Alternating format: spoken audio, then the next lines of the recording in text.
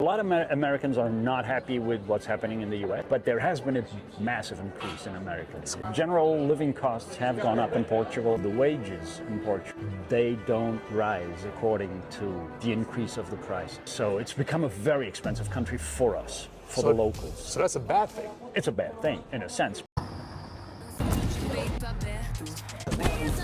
Estilo Lisbon.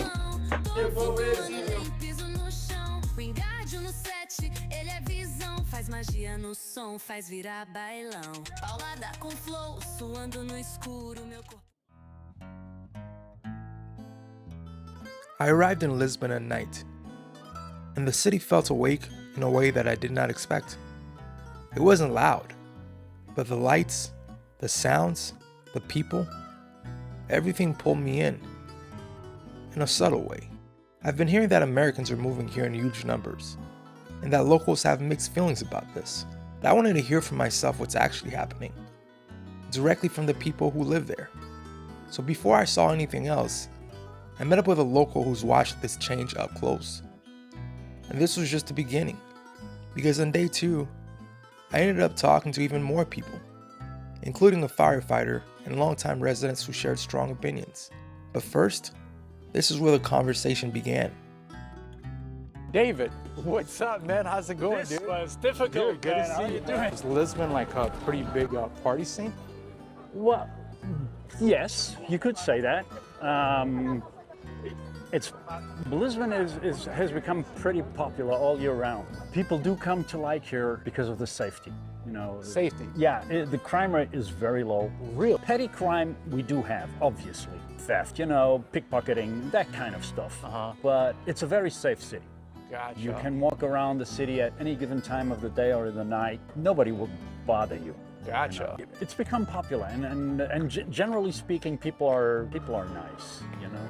So, what is, man, it's a party scene over here. I like it. I really like it.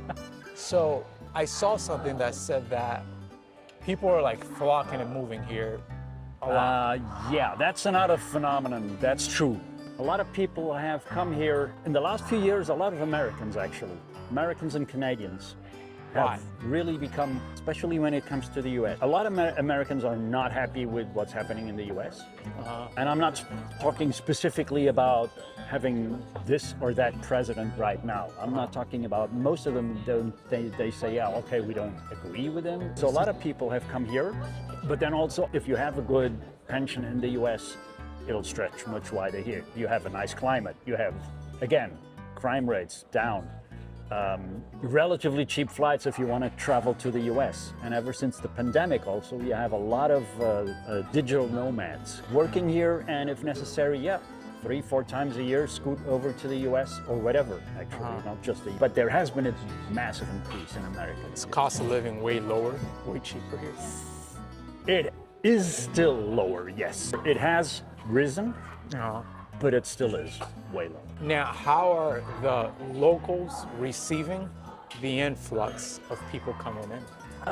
Pretty well, actually. Really? Yeah. Because I heard that Yes, you would have. because there's an influx, cost is going up.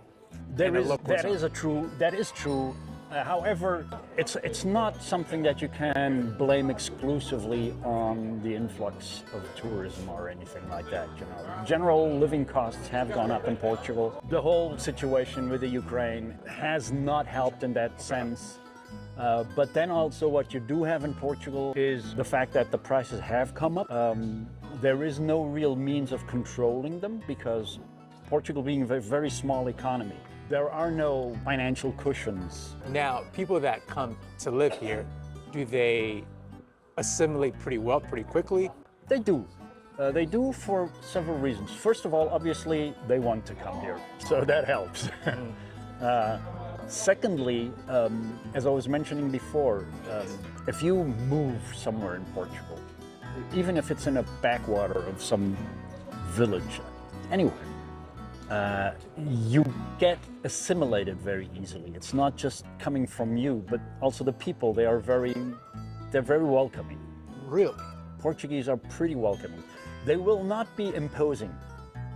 See, so what I'm saying is they won't come up to you with open arms.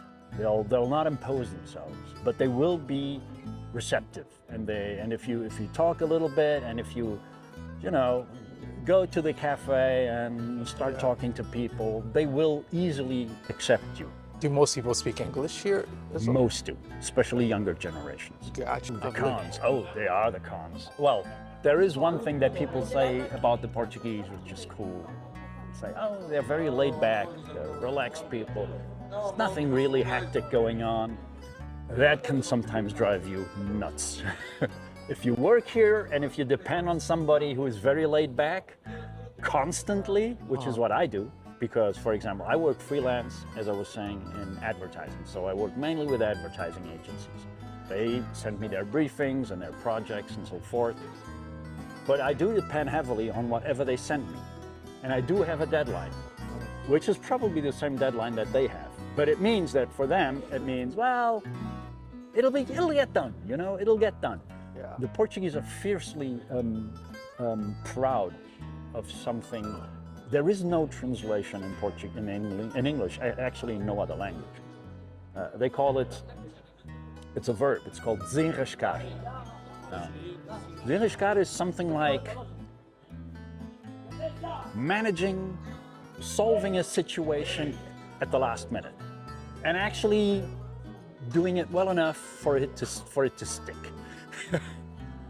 And which is a virtue, undoubtedly, but at the same time, when a virtue becomes a way of life, that's bad. Yeah, Okay. That makes And sense. there's other things. They can be sometimes hot-headed.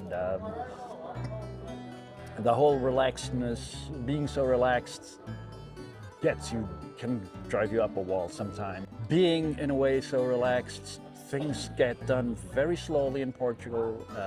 You don't have, for example, the will to change things or the will to protest, or while, for example, now in France. France is a classic example in the sense that they protest about anything, and they will go to the streets and they will start crashing, destroying things. They're maybe a little bit exaggerate, but here it's nothing.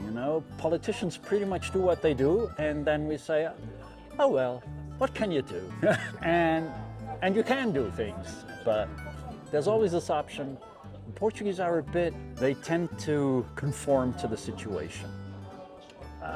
Things have to be really, really tough for them to take the streets and actually do something about it. Politically, it's center. So we're talking governments in Portugal have historically, ever since 1974, switched between center-left, center-right. That's it. That's where the political spectrum is. Nowadays, there has been a kind of a switch to the right, in the sense that probably the more right-wing party of Portugal has become very notorious. It's the second largest party in the parliament nowadays by vote, so that's something. They have surpassed the center-left, which in Portugal is equivalent to the Socialist Party, and they're only topped by the Social Democrats, which is center-right. But it's still a pretty relaxed thing, and especially there's one thing, the right-wing party of Portugal is still not as right-wing as, for example, you have it in France or in Germany. I wouldn't say it's moderate, but it's not as serious, so to speak. Overall, though, people welcome the influx of new people from all over the world moving to Portugal and don't see it as a bad thing. Pretty much. There has been now a little bit, because of that right-wing push, a little bit of discrimination. Definitely discrimination, especially when it comes to illegal immigrants, which you pretty much have all over right now. But it has become more notorious compared to what we had before here in Portugal.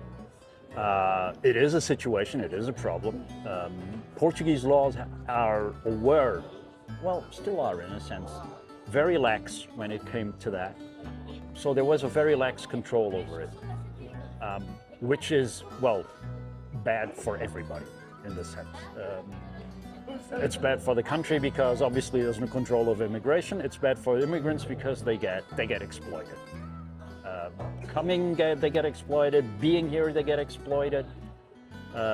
Just yesterday in the news, there was a huge police operation. They nabbed 20-something people who were exploiting illegal immigrants who basically lived in, piled up and exploited, and a few of those 20-something people that were actually nabbed by that police intervention policeman. So, money brings out the worst of everybody, not just power. So this is human trafficking. It is in a sense human trafficking, which is one of the big problems with illegal immigration.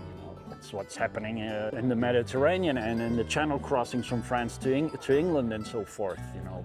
People paying thousands of euros to be stuck onto some rickety rubber boat piled up in there, crossing probably the two most dangerous seaways we have in Europe, which is the Channel and the Mediterranean, and then having to repay that. And that obviously originates them being exploited, basically slave work. It's slave labor in the end. So we do have that problem as well here. Like on a large scale and a smaller scale. Well, first of all, we don't exactly know the scale of it. Nobody does. Nowhere. Because most of it is obviously tucked away. You don't want to know it. You want to keep it hidden. It is most likely way bigger than we know, but probably not as big as some people try to make. So I'd say it's worse than is perceived, but it's hyped at the same time for political reasons. Personally, I welcome people coming from anywhere. I don't really make that distinction. What I do make a distinction of is you have to control immigration. And I don't mean discriminate, oh, you're from Morocco, get away, you're from the US, please come in. That's not it. It has to be controlled in the sense that you have to know who's coming in. You have to have a certain control over the people that come in. Now, this may sound a little bit prejudiced, but it is not, I think. Every Western country, be it the US, be it Canada, be it Portugal, be it Germany, I'm talking about the Western world and commerce, needs immigration. Okay, we have certain privileges, us who live in these countries, that to some extent, more or less, are government sponsored. And Europe, heavily social security, social welfare, and so forth, unemployment. And the US maybe less, true. In Canada, more than in the US. Healthcare and so forth. And all of these things, and obviously also we're talking about pensions, state-funded pensions. Once you get to 60-something, you automatically have government paying you a pension, which is not obvious in a lot of countries. But it is obvious in Europe, for example. Now, all of these social benefits that you reap, you do pay for them over your life. During your lifetime of work, you put a percentage of your earnings into the government, and government will then not get the money back to you. That's one of the big errors when you think about those social benefits. It is the people that are working during your lifetime. Your pension gets paid by the younger generations, the same way that your parents' pensions got paid by you. Now, in most of the European countries, in most of Western countries, call it so, there is a pretty relevant decrease in population.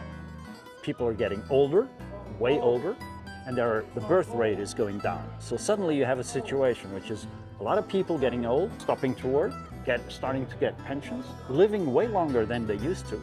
So we're talking about people getting 25, 20 years of pensions, but not enough people working to fund those pensions. And then the whole thing starts to collapse. It's a very nice thing. And that's where immigration becomes essential. You do need people coming in, being integrated, wanting to be integrated, which is also a different one.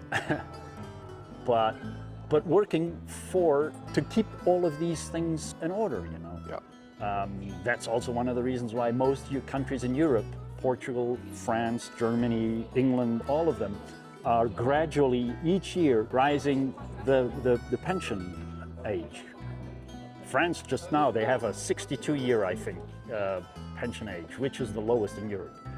So they wanted to rise it, and there you go, the French. They went out in the streets and they started turning cars around, you know, I mean, burning things. Don't touch my pension. But the fact is, you either accept immigration and integrate them, and integrate the people, make them part of your social structure, or this whole social system will collapse like a house of cards. So in that sense, personally, my great-grandparents came from the Ukraine. My mother came from Germany. You know, I'm the first one. I'm really not the one to throw stones. But I'm convinced personally also that, yes, we do need it. And it's a good thing. It's a good thing. I welcome it. But you do have to have a certain control of it. Gotcha. Because otherwise the whole thing, as I said, it's bad for everybody, because basically all of these illegal immigrants that are being exploited, they're not contributing at all to what the country needs. And in the end, not even to themselves, because they're basically being exploited, and all of the things that they hope for, which is making their lives better, getting a good job, being able to support their family, and so forth, will eventually, or will most likely, not happen. They will be supporting some criminals who have brought them over and are exploiting them here because they had to make a loan for it. You have that in the US, coming over the border, the southern border mainly, obviously over Mexico, from all over South America. Those are people being exploited. They do see Eden up there, and it is the land of opportunity, as much as Europe is a land of opportunity for a lot of those people. But it's also very, very often, more often than the other way around, the land of disappointment. After we finished talking, I walked around Lisbon trying to see the city the way he described it. Everything he said started to hit me. Lisbon is beautiful. The music, the energy, the people. It's unique, but underneath it all, you can feel a place that's changing fast. Some people think this change is exciting, but others might feel like they're getting pushed out. And that's why tomorrow, I went even deeper. I talked to more people, including a firefighter, longtime locals, and newcomers trying to start over. One voice can start a story, but it doesn't finish it. Day 2 changed everything. Opa, my name is Joe Singh.